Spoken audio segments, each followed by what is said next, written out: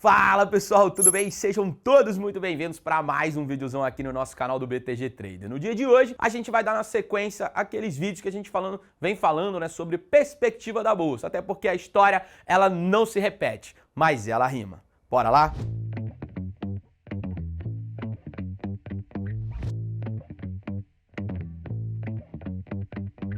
Bom, pessoal, colocando na tela para vocês e falando um pouco do que esperar para junho. Lembra que no mês passado a gente falou que esperar para maio, né? Se tinha todo aquele sell in May and go away, aquele grande ditado do mercado, mas lembrando que não é apenas um mês, né? É uma sequência de meses do sell in May and go away, mas a gente já viu, para quem acompanha o fechamento do mês, viu que não foi da maneira, né, como a gente esperava aqui pelos dados, né, os estudados do passado. Mas colocando junho na tela e falando para vocês, bom, junho é esperado uma média de retorno negativo para a bolsa, tá? Uma queda aí de 0,82% dos retornos, e quando os meses ele fica num terreno positivo, é esperado uma média positiva de 5,17. Já no outro lado, como nem tudo são flores, a gente tem média dos meses negativos em 7,20, ou seja, quando ele cai muito mais do que quando sobe. Não é à toa que a gente vê uma média de retornos negativa.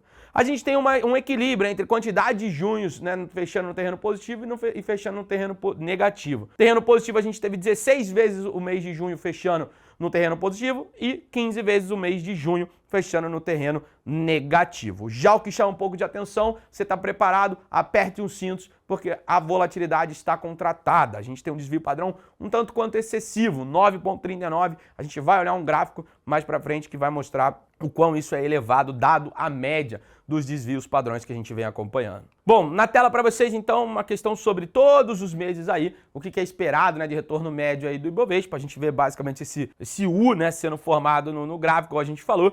Né, vem aí, começa lá nos últimos 3 meses do ano, são meses positivos, depois você continua em janeiro, mas depois vem cedendo até aqui maio, junho, julho, aí em agosto que começa a ter uma retomada do voo, digamos assim. Como eu comentei, é esperado, né, para junho aí um retorno negativo de 0,82%, tá? Negativo dos retornos. No mês passado era esperado menos 0,25%, mas o Ibov subiu um pouco mais do que 3%, principalmente ali no finalzinho do mês. Quem acompanhou maio viu um ralizinho aí bem expressivo de alta. Bom, como eu falei, desvio padrão, questão de volatilidade, meus queridos. Desvio padrão bem excessivo no mês de junho, 9,39 é o que a gente espera aí, dado todos os meses de junho estudado aí no passado, né, mais de 30 anos que a gente estudou, e ele está acima da média, tá? Lembrando que essa linha aqui pontilhada que vocês estão vendo é a média aí dos desvios padrões, né? Em janeiro, normalmente, você espera uma volatilidade muito maior, né? Normalmente, início do ano, uma expectativa ali positiva para o ano, até mesmo negativa, enfim, a gente vê uma troca de lotes maiores ali, mas depois ele vai cedendo e volta a aumentar lá em setembro para outubro. Mas junho tem sim uma volatilidade um pouco excessiva, né? Digamos assim, contratada aí para os mercados, tá? Aqui é um breve resumo, né, do que a gente já viu até hoje, de todas as perspectivas que a gente fez de janeiro para cá. Lembrando que a gente começou esse quadro ano passado, mas de janeiro para cá era esperado, né, de média, né, um retorno positivo em janeiro. Beleza, tivemos janeiro positivo.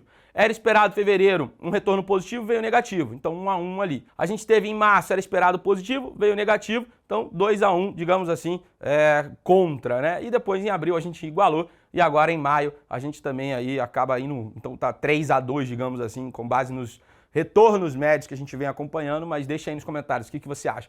Em junho a gente vai cair, realmente vai fechar no terreno negativo, vai ficar esse 3 a 3 no placar, ou enfim, vamos aí para um 4 a 2 e abrindo vantagem contra, né, todos os dados históricos que a gente vem estudando por aqui.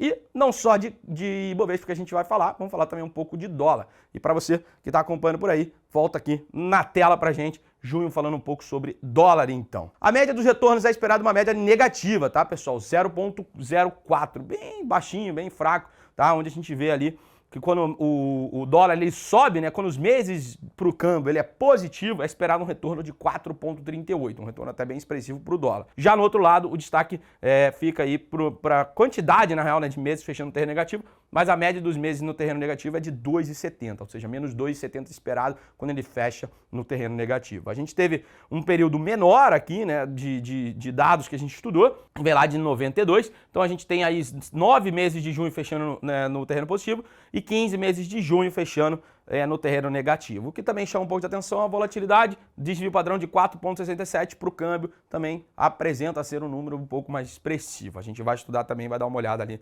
no gráfico para vocês. Bom, falando um pouco do retorno médio, aqui também tá um mensal aí, onde a gente acompanha, não tem aquela média aqui, ficou um pouco estranho de ser colocado, acabei não optando por não colocar, mas no próximo eu trago aí para vocês verem como fica essa oscilação. A gente começa normalmente janeiro, janeiro, fevereiro, um clima mais morno aqui de esperado de resultados, abril, maio, dá uma estressada maior para o câmbio, junho, como eu falei, 0,04 aí de queda, de ser esperado, tá bom? E lembrando que para maio era esperado também um retorno positivo para o câmbio e não foi diferente, tá? Para quem acompanhou o dólar aí esse mês, viu que ele fechou, tá beirando aí, R$4,90, R$5, mas ainda assim fechando em terreno positivo. Bom, pessoal, falando um pouco então do desvio padrão sobre o dólar, a gente tem aí uma volatilidade praticamente na média ali, contratada aí essa volatilidade. Começa em janeiro um clima mais morno, digamos assim, em março estressa um pouco mais, depois volta mais para a normalidade ali próximo da média. Normalmente em setembro que a gente tem uma volatilidade ainda maior para o câmbio, mas vamos estudar um pouco mais para frente isso aí quando chegar lá em setembro, o porquê disso e como que isso pode impactar também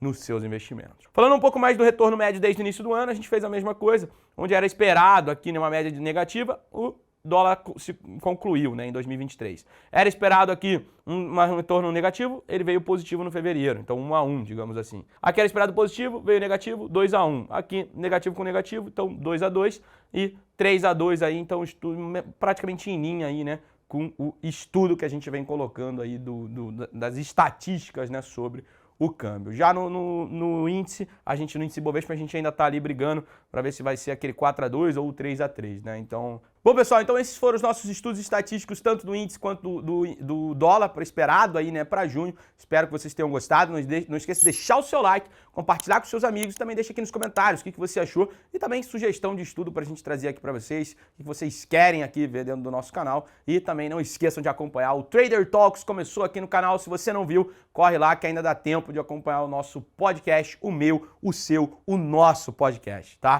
Nos vemos nos próximos vídeos e até lá. Tchau, tchau.